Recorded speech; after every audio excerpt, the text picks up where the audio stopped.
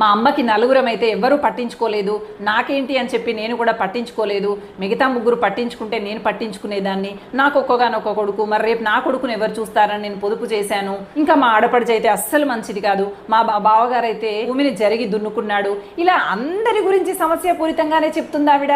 అందరి గురించి సమస్యపూరితంగానే చెబుతూ మరి కన్న కొడుకుని ఏ ఆప్యాయతల మధ్య పెంచింది, ఏ సంస్కారవంతమైనటువంటి జీవితాన్ని పెంచింది, ఎక్కడ రాజీ పడడం నేర్పింది, ఎక్కడ ఇతరులపై పెట్టుబడి పెట్టాలి అని నేర్పింది, ఆదరణ ఎక్కడిది, ఆచరణ ఎక్కడిది, నిజ జీవితం ఇలా ఉంటుంది అని నేర్పిన తీరు ఎక్కడిది చెప్పండి.